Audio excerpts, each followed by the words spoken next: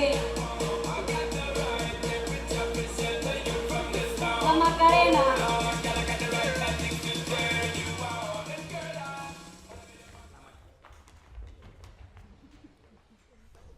These are the words of my father as an MSG soldier a couple years ago, and this is how he dealt with stressful situations, and he talks about his coping mechanisms.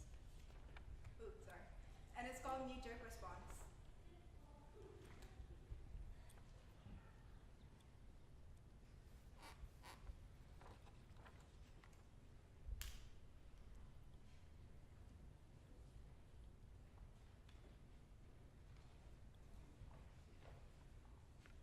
And just seeing this, your comment about what calmed me down. What will calm me down, again, communication, but also making mistakes. I made a lot of mistakes in that job. Mistakes yelling, in particular cursing at people, causing embarrassing scenes outside, and when there are military officers, U.S. military officers, and enlisted personnel and their families, we exposed some of the unprofessionalisms of our company, and I took personal responsibility for that. Felt bad about it, how silly it was, how dumb it was, and so the next time I had a difficult situation, a similar situation, I handled it much differently. I took a deep breath, I collected my thoughts, and discussed ahead of time with the company owners and the co-supervisors how we're going to deal with the situation, rather than just have this knee-jerk response to whatever was irritating me at the moment.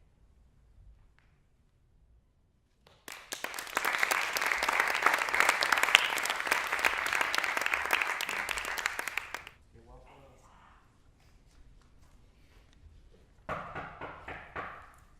Oh my gosh, Greg, you're early. Hold on, it's only 7:30, sweetie. I thought you said be ready a little after 8. I'm coming, God. Oh, hello. Hello. Singing telegram for Miss Louise Overby. I'm sorry, what? Singing telegram for Miss Louise Overby. Singing telegram? Yep, for Miss Louise Overby. Are you Louise Overby? Yeah? Okay, good. Singing telegram for Miss Louise Overby. Are you, seriously? Yeah? I didn't even know they had those anymore. They do? Really? Yeah. I thought they went the way of driving movies singing telegrams. Nope, driving movies are still around.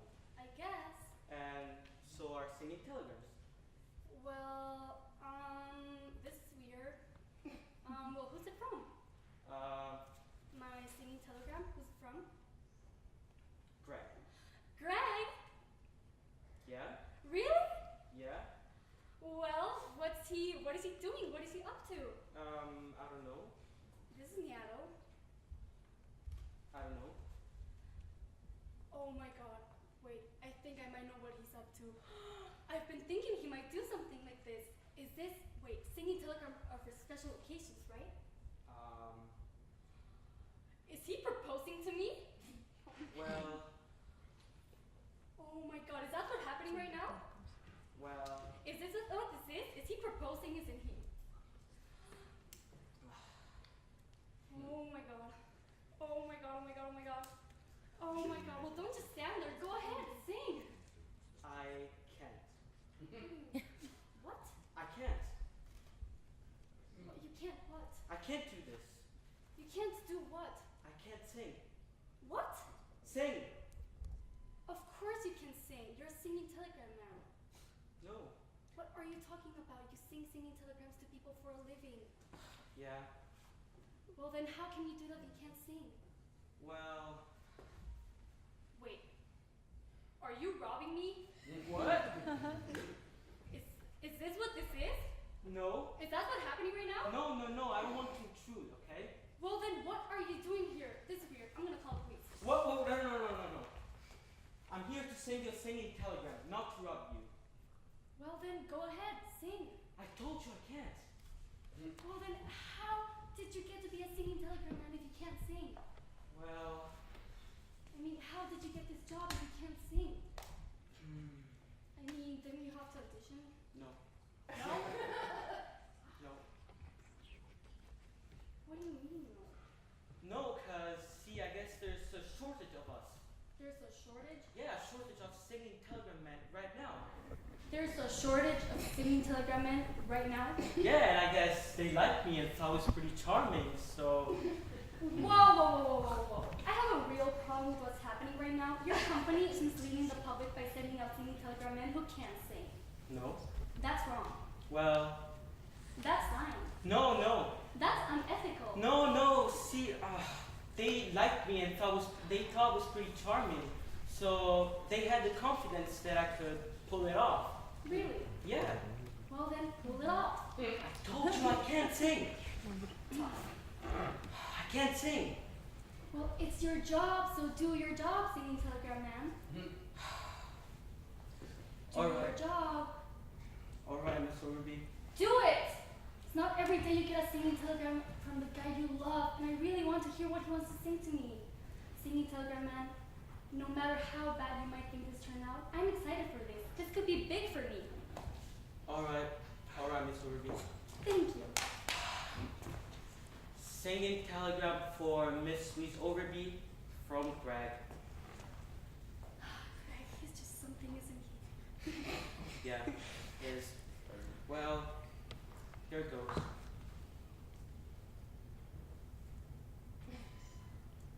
I want you, I need you, but there ain't no way I'm ever gonna love you. Now don't be sad, 'cause 2 out of 3 ain't bad.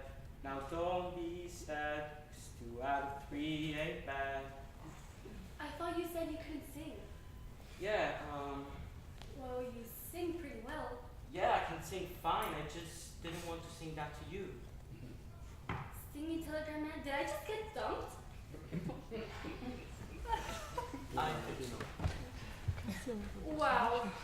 I have another appointment to get to, so they asked us to ask you to rate my performance. So Is this a joke? it's painful not to do that. This is a joke, isn't it? This isn't happening right now. Oh my god, this is happening. Why is this happening? I don't know. Why would he do this to me? I don't know. What kind of person does this like this? The kind of person that I don't think you want to be with. Singing telegram man, could you stay here with me for a minute? I'm so sorry. I can't actually. Like I said, I have another appointment Oh, that I have to make, right, and I can't be late right. because today's my first day on the job, and I've been out of work for a while. We have 2 kids and another one on the way. Congratulations. Thanks. You're gonna be alright. Even though it doesn't feel like it right now, you're gonna be fine. This is temporary. Everything is. Goodbye, Miss Overby. Bye.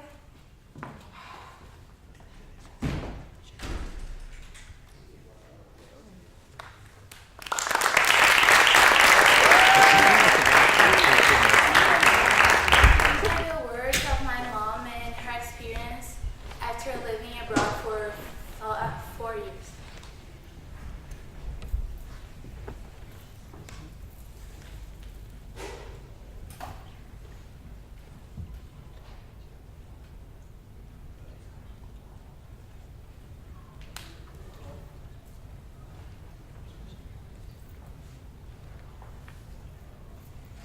First things first, when I arrived from England, I was a little girl who was 11 years old. I didn't understand. I understood what they were trying to say to me in Portuguese, but I didn't speak in Portuguese anymore, only English, entendeu? So my communication got way harder because I needed to relearn Portuguese. And since I was 11, without knowing Portuguese, I had to have a tutor to teach me Portuguese, entendeu? Mas eu tava com vontade de aprender mesmo. My dad and mom were concerned that we could lose our contact with English, and that your uncles and I, my brothers, we started to study English in a course called FISC to give continuity with the course. And so, o que foi que aconteceu?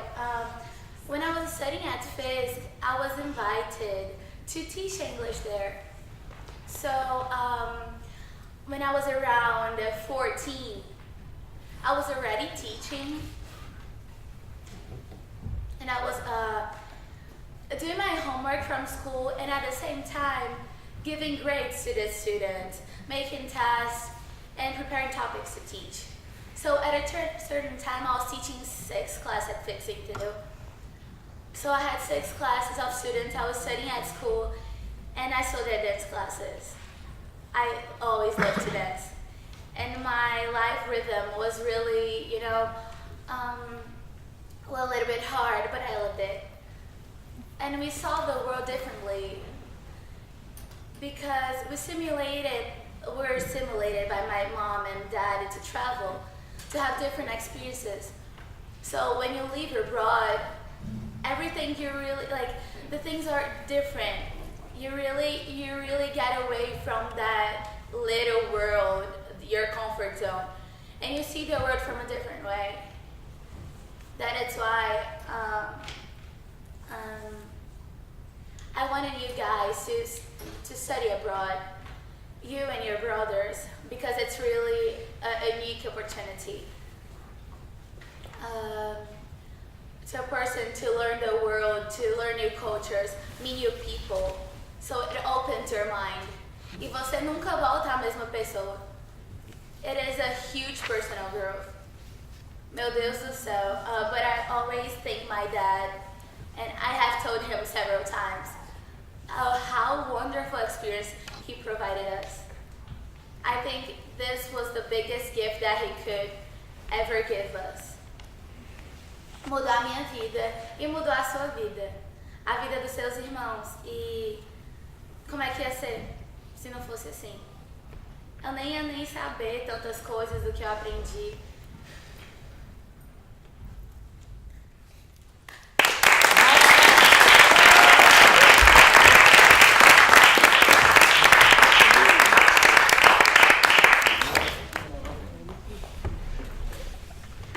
But what is it? Pain's pain. It's just like, If I pinch? ow, get off. But if you choose, Nothing. nothing at all. But just don't do it because I get bruises. So you don't feel anything. No, I never did when I was a baby. So you were bone-like. Yes, I used to chew my fingers. You mean chew? And they got bandages put over them where I chew into the bone because you know how babies. Put everything in their mouth. I put myself in my mouth because it wasn't any different. And if you go down, I threw myself down. because it didn't hurt. Jumped down a whole flight of stairs because it was a quick way. And you were alright. Broke both my legs. And once, when I went swimming, there were rocks under the water, and when I came out, my legs were pouring blood because I hadn't felt. So you can't feel anything. Emotions, I feel feelings. But physical? Not pain, no. But why not? Because there's no signal going up to my brain. From your legs. From anywhere to my brain to tell me that there's damage. It's hurting. So you never know how hurting is. So tell me, what's it like? Hurting is uncomfortable, but more. It's something you want to move away from, but you can't. It's intense sensation. It's hard to ignore. It's very... But why would you mind that? Because it hurts, but sometimes pain is alright. Because it's not so hard. Just like when you have your gum sore and you keep poking it with your tongue. Or you might cut your fingers and you not even notice. Yes, soldiers might lose a leg and not even notice. That's like me. Yeah, but they know it afterward, and that pain. But why? What is it? It's like if someone gives you electric shocks, it's unbearable. Or if they want to die out of cancer, because my uncle. Yes, but I still don't know what it is about pain. Pain is like, have you ever feel unhappy? Yes. So it's like someone you love doesn't love you. You thought they do, but they don't. Yes. Or you have done something that you wish you hadn't, but it's too late now, and there's nothing that you can do to put it right. Yes. Does that help? So pain is like being unhappy, but from your legs? But it is also, it's like what red is red and blue is blue. But red isn't red, it's waves and it's red to us. There you go, does that? Can I pinch you again?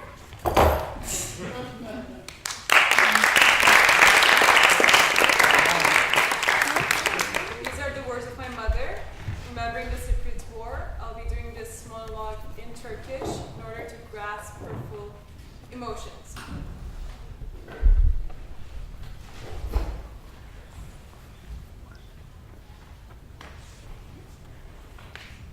bir savaş çok kötü bir şey. Biz 174 yılında Türkiye, Kuzey Kıbrıs'a mecburen çıkartma yaptı. O zamanlar ben Erdem'le İzmir'de oturuyorduk ve Çeşme'deydik, yazdı çünkü. Hatta bizim yan komşumuzun kocası doktordu. Doktor olaraktan savaşa katıldı. Bir sürü insanı savaşa aldılar. Ve çok ürkütücüydü. Tabii biz daha küçüktük. Ben 7 yaşındaydım. Bütün bizim Çeşme'deki plajda askerler nöbet tutuyordu ve de siperler kazılmıştı. Herkesin onlara yemek götürüyordu.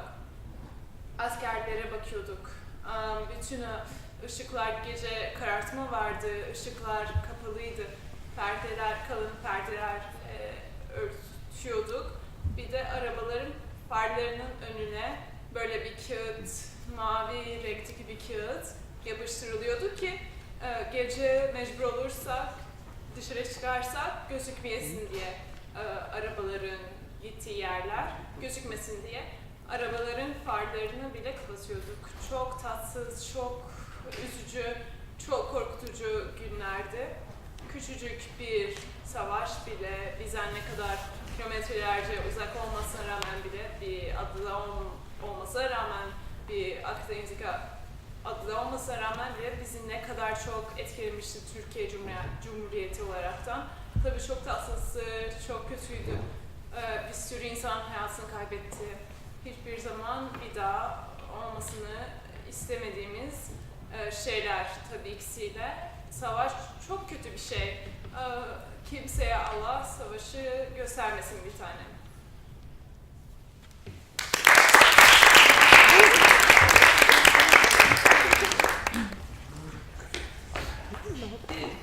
Hello, Brady. How's it? Sorry. What? You know, You really gonna do this to me? hall pass, please. Dude! Hall pass, please. No. Sorry? I can't. Show me your hall pass. It's right here. I got it. Okay. I just had it. Show me. Must have stuck it somewhere. Must have. Must have dropped it. Shame. You believe me, don't you? Nope. Come on. We know each other. I don't know you. It's Brady. I don't know you. You know I am Brady. Do I? Yeah. No, I don't.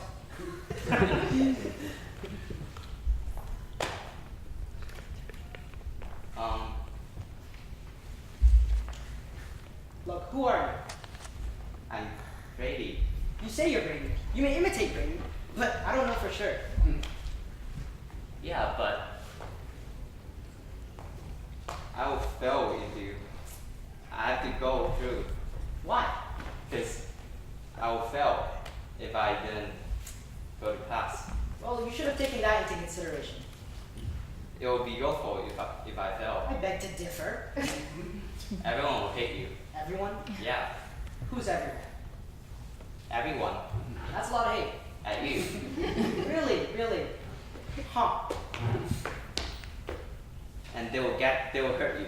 Who? Everyone. So, everyone will hurt me. Yeah. On your command. Yeah. Fascinating. So, No. come on. Sorry, not a chance. So, okay, look. So I know you will be here. And I thought for old time's sake, for an old friend, Who's old times? ours. I don't know you. It's Brady. Are you? Yeah. Yeah, okay. I don't know you, dude. Alright. Look, this thing, but it's over, okay? I gotta get through. Sorry. Dude, Look, what's your reason? are you really going to make me go back down there? Yeah, you're gonna turn you around, use your feet, and walk to the front office. Look, I can't. No? No. It's quite easy. No, I can't. You know what? I don't owe you anything. Alright,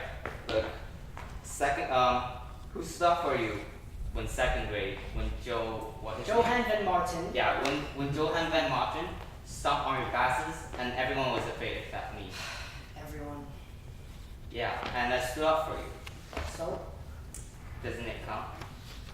count for what? Something? Doesn't it count for something? Not a chance. Dude, Look, I don't know you. maybe not now, maybe before. Before? Yeah, a long time ago. Never. Dude, No. I stood up for you when Joe, what is it? Johan Van Martin. I remember. When Johan Van Martin stopped for us, I stood up for you when no one else would. Okay, so what? We don't have any bond or whatever. Alright, are you calling me a liar that we don't know each other? You're doing all the talking. You know me, I know you. Are you saying that we don't know each other? Are you saying that we don't live on the same street? Are you saying that we don't have a bond? Are you saying that my sister wasn't a friend of your sister? Are you saying that our sister didn't come back from the car from a movie and they were hit by a drunk driver? Are you saying that we didn't sit side by side at the funeral? And you didn't see me bawl my freaking guts out? Are you saying that we don't know each other, Henry? I dare you say that. Sorry. God damn you! Hey, stop that. Don't be vulgar. Don't be vulgar. I'm sure you vulgar. If I want to be vulgar, you can sure I will be. Let me through. No! Let me through. I said no. You really want me to do this? Talker. You really want me to do this? Bragger. Do you? Loser. Do you? Yes. What? You go ahead and hurt me. Henry? You go ahead and try. You'll find I'm pretty much unhurtable, Brady Cutter. You couldn't hurt me if you left me a bleeding heap on the floor. You think you're different, old friend? You think you can swing your way by with an easy wave and get what you want, get to the other class? Well, you know what? You can't. And the sooner you learn that message, baby, the better. I've met you a million times before, in a million different empty-headed losers who love calling me dude. So you go ahead and hurt me. It's happened before, and it'll happen again. All you'll do is prove you're the same kind of monster I meet every day. You're the same empty, dusty shell of a human being, and all you have ahead of you is a wasted life of nothing. You're nothing, Brady. You're no one, and you're no one I would ever want to know. You know what? Say something. You're not my friend. Got it? Cat got your tongue, dude? Got nothing to say to me now, do you? Do you? Say something! It's 2 o'clock. What? It's 2 o'clock. Huh, already? Yeah, you're done. Done. Yeah. Wow, that one just flew by. That was good. Do you feel it? Yeah, dude, totally intense. Yeah. Wow, you're so good. You were so good. Where'd you go with that sister bit? You just came to me someday and read. Holy cow, you set the bar pretty high. We're the best home honors. You know it. Yeah. Ready? Hey, ready? Dude! Hello, Henry.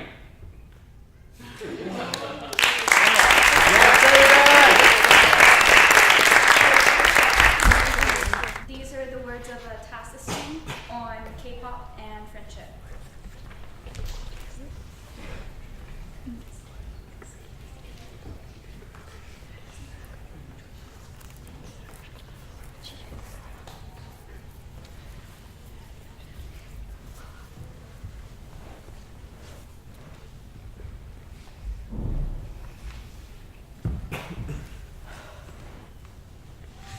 Actually, like, before this, I never, like, a music band at all. Like, I was, like, I like their songs, but I don't really, like, once I got to know Twice, I was, like, oh, so into that group.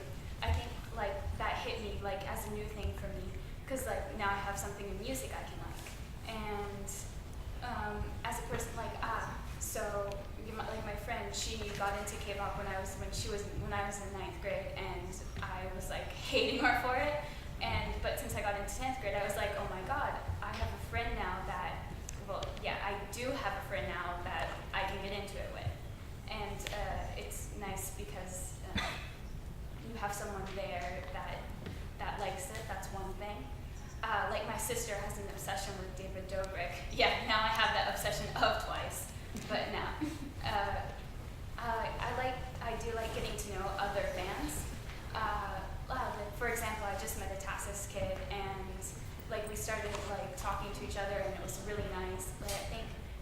really fun like talking to someone that also like the same exact group, because I don't really have a friend that likes my group, but like now I have a friend that did, and it was nice. We got to train posters, talk more about the group and like our opinions about it. It was just really nice to like get to know someone, like getting to know someone on a level that likes the same group, and you get to have a conversation about it, and yeah.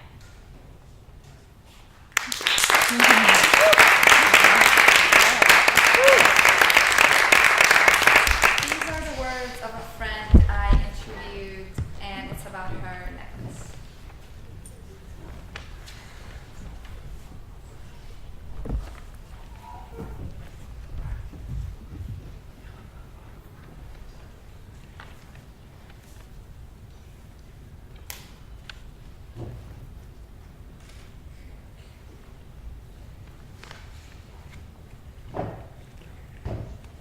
So, one of the things my necklace means to me, like I got my necklace when I was like 14 on a school trip in France with one of my best friends.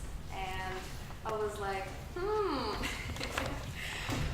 this looks like a cool necklace. I'm gonna wear it. Let's wear it as long as we possibly can. So we got him, and then I was like, this necklace is gonna go through every single moment with me. And it's just gonna be there as a reminder that like I've been through so much. Ever since this point on, I'm putting it on. It has been through everything with me. So, and it's always right here, close to my heart. I touch it when I get stressed, and you know, not even just stress. I hold it as a reminder of the fact that I've been through so much. Not even from this point on. The point that I put it on was that even before that, I've been through so much, and like it's just a reminder of like I'm an amazing person. No matter what, I'm great. And also, I don't ever take it off. Sometimes, even when I'm playing sports, like if I'm playing soccer, the referee will be like, "Take that off," and I say, "No." This is my religion, which is true in some sense. It is. What is religion? It's what I believe in. You know, this is my necklace. If it falls off and I lose it, I feel like it's gonna be a bad sign. I don't know why, but I created this like thing in my head, this idea in my head that when it falls off, it's something bad is gonna happen, which is really not good to think about. But yeah, but for some reason, it's gonna happen because it's like I'm losing a part of me if I lose my necklace.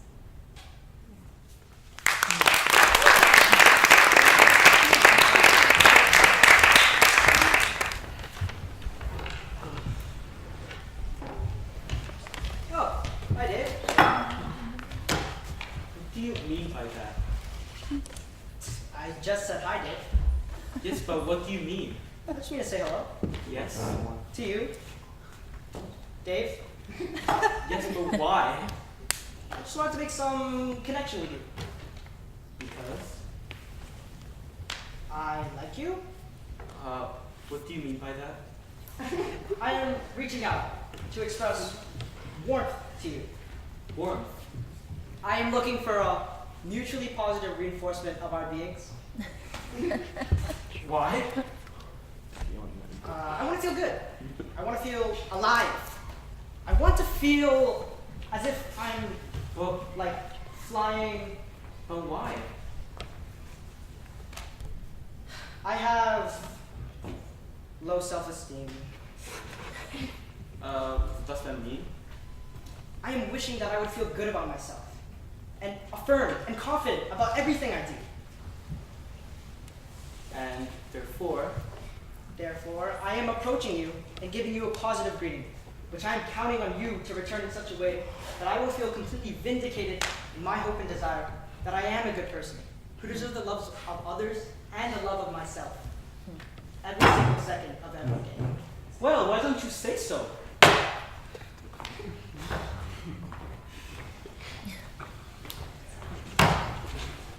I am approaching you and giving you a positive greeting, which I am counting on you to return in such a way that I will feel completely vindicated in my hope and desire that I am a good person, who deserves the love of others and the love of myself every single second of every day. Hi, Greg.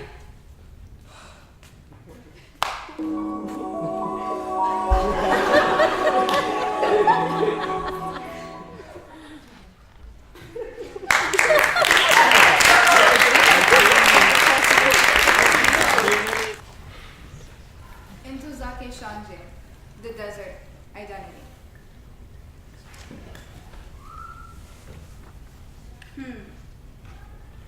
Identity. It's sort of in a way, it's a psychic sense of place. It's a way of knowing I'm not a rock or that tree. I'm this other living creature over there. And it's knowing that no matter where I put myself, I'm not necessarily what's around me. I am part of my surroundings, and I become separate from them. And it's being able to make those differentiations clearly that lets us have an identity. So what's inside our identity is everything that's ever happened to us. Everything that's ever happened to us, as well as our responses to it. Because we might be alone in a trance state, someplace like the desert. And we begin to feel as though we're part of the desert, which we are right at that minute, but we're still not the desert. We are the desert. And when we go home, we take with us a part of the desert that the desert gave to us. But we're still not the desert. It's an important differentiation to make because you don't know what you're giving if you don't know what you have, and you don't know what you're taking if you don't know what's yours and what's somebody else's. I also respect those who listen to our stories and sorrows and tries to help us.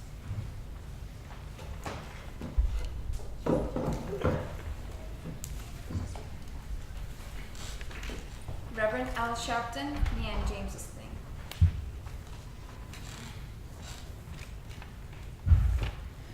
James Brown raised me. I never had a father. My father left when I was 10. James Brown took me to the beauty parlor one day and made my hair like this, and made me promise to wear it like that till I die. It's a personal thing between me and James Brown. I've always wanted a father, and he filled that void. And the strength he's demonstrated, I don't know anybody that has reached his heights and had to go as low as he did and then come back. And if anybody I met in life deserves that type of tribute, that he wanted a kid to look like him and be like his son. I just came back from visiting James for the weekend. I think James deserved that. Because just like he was the father I never had, his kids never even visited him when he went to jail. So I was like the kid he never had. So if I have to choose between arguing with people about my hairstyle or giving him that one tribute he asked, I would rather give him that tribute. Because he filled a void for me. And I don't give a damn who doesn't understand it. I know not you. The press and everybody do your thing on that. It's a personal thing between me and James Brown. And just like in other communities, how people do their cultural thing with who they want to look like, there's nothing wrong with me doing that with James. It's us. Besides, in the 50s it was slick. It was acting like white folks. But now nobody wears their hair like that. So it's certainly not a reaction to whites. It's me and James's thing. I also respect those who listen to our stories and sorrows and try to help us.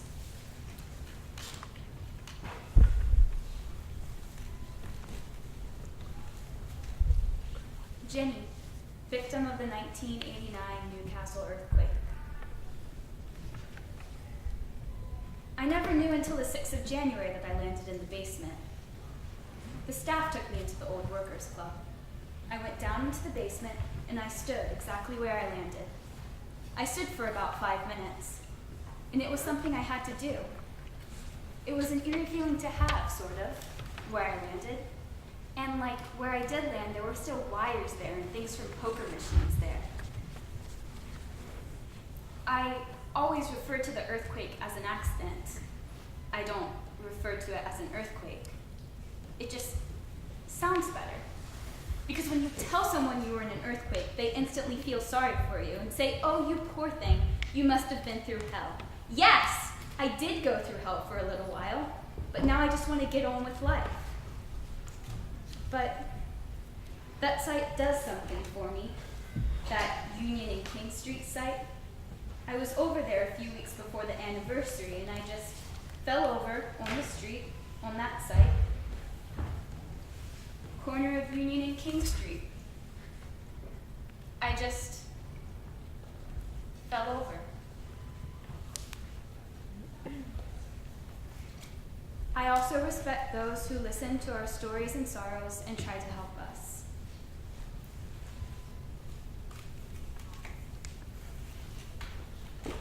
Diyala Aswar, a Syrian refugee living in Jordan.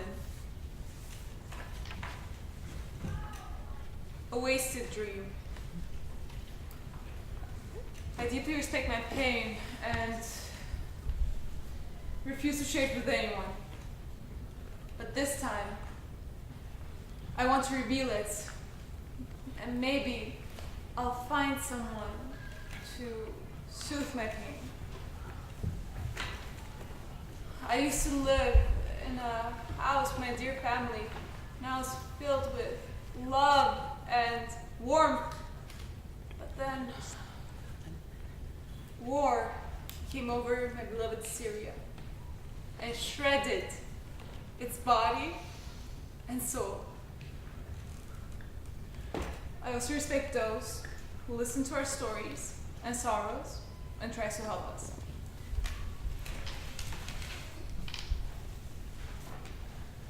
Bashar Asfar, 17-year-old boy, Syrian refugee. This is the war. It came to Syria not knowing who's inside the country. People started running around, asking everyone to leave their homes for the rebel ones to liberate the area. And my mom told us in great fear, we will be leaving permanently to Jordan. My siblings and I started prepare our bags and gather the things we like. Though we like all our belongings, we could only take few of them. That night rose earlier. The sun rose earlier than usual to tell us it's time to leave. The moment that I never wished for had arrived. To be forced out of my country. Hence I was asking myself, oh my country, how long will I leave you? And when I return, would I find you the same? Sorrow was strangling me, making me weak. When we arrived to the Jordanian borders, despite the good reception, I thought I became a refugee, which made me very angry.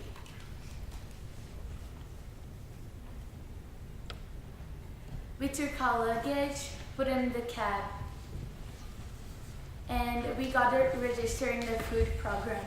My mother and my siblings, which turned us into numbers. Numbers for food, numbers for mobility, and numbers for healthcare. However, I'm a number that dreams to come back to its home and humanity. But I also respect those who listen to our stories and sorrows and try to help.